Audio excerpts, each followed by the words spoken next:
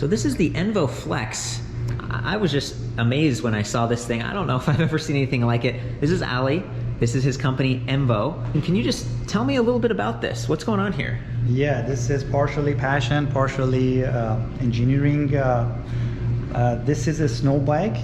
We noticed that Canada is like 80% of the land is covered with ice and snow, 6 months a year. And people who are enthusiasts to ride bikes, and this is our solution. Well, I love it. And what I'm seeing here is like a little snowboard up front. I love that you have suspension because snow is soft, but it's not always super smooth. You might have tracks or bumps that you're going over. So you have a little bit of suspension, a huge light up here, kind of help keep you visible or maybe light up the path. Is this kind of aimable? You can aim it down on the snow?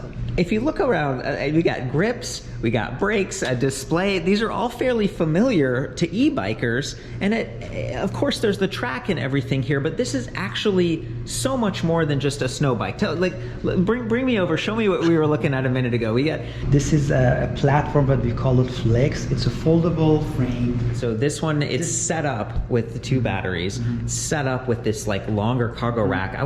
But these tires they're kind of fat tires. They're 3.3. 3.3. Wow, so 20 by 3.3. 20 by 3.3. Interesting. To give us the cushion we require and the grip and the stability. And something which is very special and property to this bike is that the Q factor of the pedal is remained as standard. You're still using a standard bottom bracket. You don't need to open your feet away to pedal.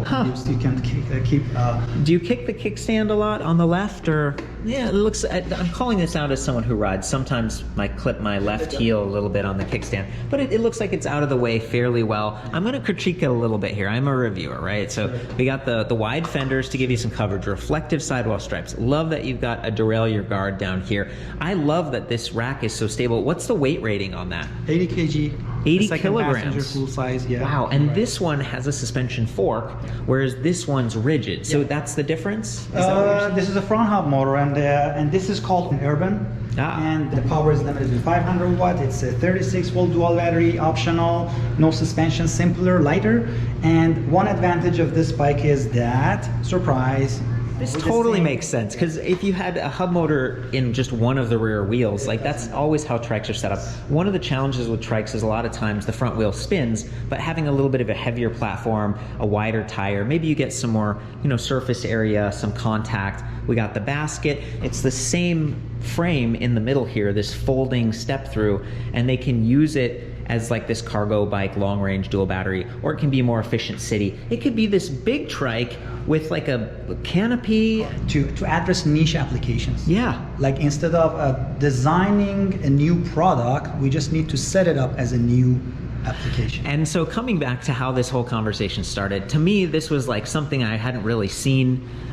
Especially at maybe a more reasonable price. We are in Canada here. That's where maybe a lot of your customers are.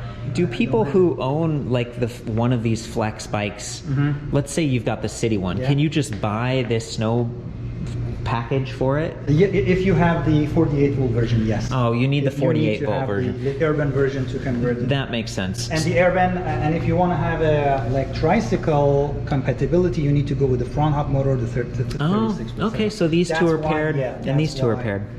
Yeah. Thank you so much. I know I'm rushing. I just wanted to do a quick short thing here, but there's so much to explore. This same rear bicycle, like a snow bike track, is the same that is used here with different adapters, and creating this machine. Oh my gosh. Seated snow cart. We call it go-kart of snow. The snow cart. It's oh my gosh. To ride, especially on frozen ice. This is so cool. And can you still use the rear rack with this? Oh yeah.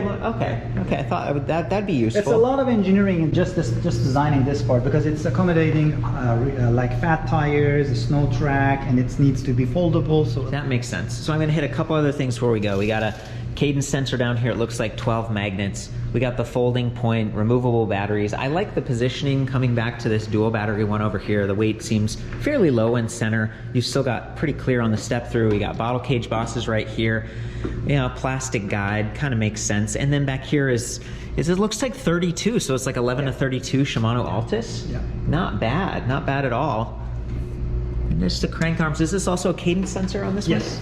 They're all kind of cadence sensors. This cadence sensor is like the hidden one. That one is Oh, it's the sealed one. Yes, the A sealed little one. bit nicer than that. Okay.